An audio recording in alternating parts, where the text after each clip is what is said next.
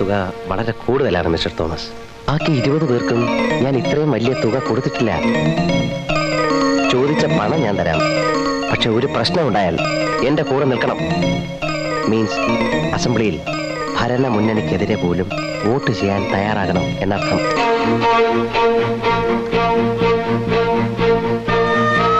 ജയനോട്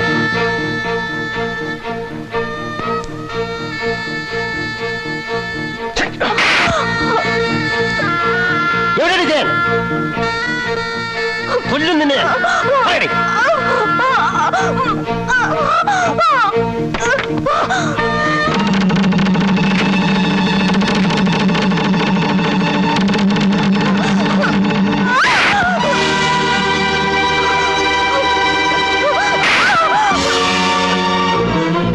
സ്നേഹം അഭിനയിച്ച് എന്നെ വഞ്ചിക്കായിരുന്നു അല്ലേ കഴിവറുടെ മോളെ? എന്നെ വഞ്ചിച്ചാരെയും ഞാൻ വെറുതെ വിടില്ല. കൊല്ലും ഞാൻ. പറയടേ, എവിടെ ജയൻ? പറയാൻ പറഞ്ഞില്ലെങ്കിൽ എന്ത് ചെയ്യും? കൊല്ലും അല്ലേ? ഓടാ. പാതിരാത്രിയിൽ ആരോരുമില്ലാത്തൊരിടത്ത് കൂട്ടിക്കൊണ്ടുവന്ന് കൊല്ലുമെന്ന് ധീരൻ. രാത്രിയിൽ താൻ ദുസ്വപ്നം കണ്ട് ഞെട്ടി ഉണരുമല്ലോ മുഖ്യമന്ത്രിയുടെ മുഖം കണ്ട്. എന്തേ അയാളുടെ നേരെ ഇത് ചൂണ്ടാൻ ധൈര്യമില്ലാതെ പോയി? എന്നെ കൊല്ലാൻ ഈ പരാക്രമത്തിന്റെ ഒന്നും കാര്യമില്ല. എവിടെ വെച്ചും കൊല്ലാം, ആരും ചോദിക്കാനില്ല. ജയൻ എവിടെയുണ്ടെന്ന് എനിക്കറിയാം. എന്നും ഞങ്ങൾ തമ്മിൽ കാണാറുണ്ട്. എനിക്ക് അയാളെ ഇഷ്ടമാണ്, ബഹുമാനമാണ്. ഞാൻ അയാളുടെ കുഞ്ഞിന്റെ അമ്മയാകാൻ പോവുകയാണ്. താൻ എന്ത് ചെയ്താലും ജയൻ എവിടെ ഉണ്ടെന്ന് ഞാൻ പറയില്ല. പറയിപ്പിക്കാൻ ധൈര്യമുണ്ടോ? ഒരു പോലീസുകാരനെ കൊന്നതിലുള്ള ധർമ്മരോഷമാണല്ലോ തനിക്ക്. ഒന്നും അറിയാത്ത 15 പാവങ്ങൾ അന്നവിടെ വേറെ മരിച്ചു. വെടിയേറ്റ്, പോലീസിന്റെ വെടിയേറ്റ്. അന്ന് തന്റെ പോലീസും ഗുണ്ടകളും എത്രയെത്ര അമ്മമാരെയും സഹോദരിമാരെയും മാനഭംഗപ്പെടുത്തി. അതിലൊന്നും അയാൾക്ക് ധർമ്മരോഷമില്ല. എങ്ങനെ ഉണ്ടാകാനാ? ബാല്യക്കാരിയെ പ്രേമിക്കാൻ ഭാര്യയെ തൊഴിച്ചുകൊന്ന തന്തയുടെ മകനല്ലേ താൻ?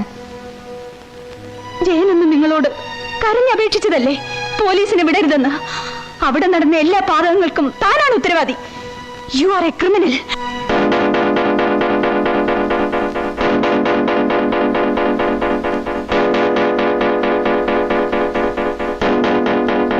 എനിക്ക് ജയനെ ഒന്ന് കാണണം.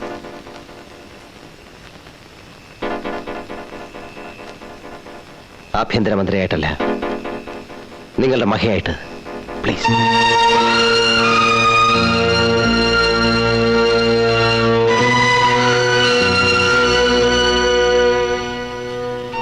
എന്നെ വിശ്വാസമില്ലെങ്കിൽ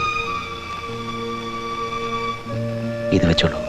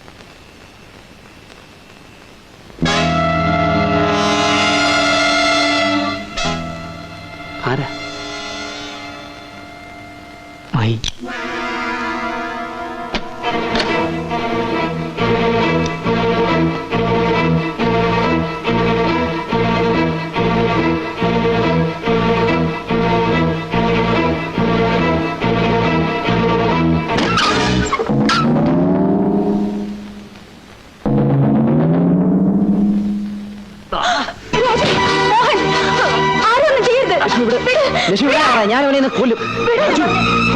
എന്താ ഇത്?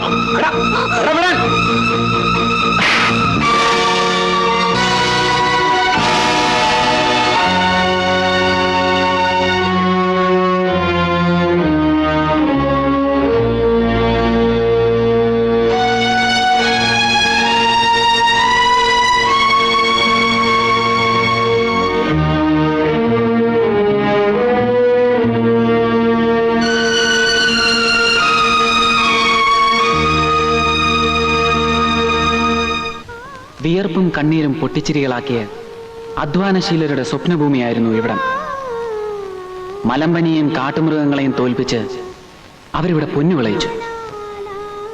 നമ്മുടെ വിദേശ നാണ്യത്തിന്റെ ലിസ്റ്റ് ഈയിടെ റിസർവ് ബാങ്ക് പ്രസിദ്ധീകരിച്ചില്ലേ? അത് ഈ പാവങ്ങളുടെ അധ്വാന ഫലമായിരുന്നു. പക്ഷേ ഇവർക്ക് പൗരാവകാശങ്ങളില്ല. ഇവരുടെ കുട്ടികൾക്ക് പഠിക്കാൻ സ്കൂളില്ല, ചികിത്സിക്കാൻ ആശുപത്രിയില്ല. രണ്ടാം തരം പൗരന്മാർ. ഇന്നിവരെ ശല്യം ചെയ്യാൻ കാട്ടുമൃഗങ്ങളില്ല.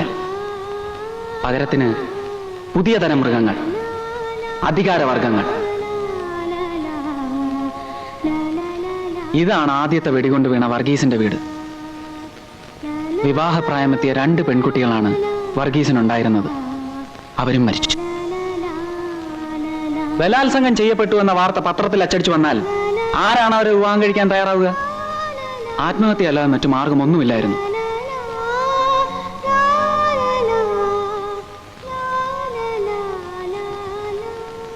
അവിടെ നിന്നാണ് DIG ആന്റണി വെടിവെക്കാൻ ഉത്തരവിട്ടത്. ഈ കുടലിനരികിൽ വെച്ചാണ് ഇൻസ്പെക്ടർ കൃഷ്ണകുമാറിനെ ഞാൻ കുത്തിയത്.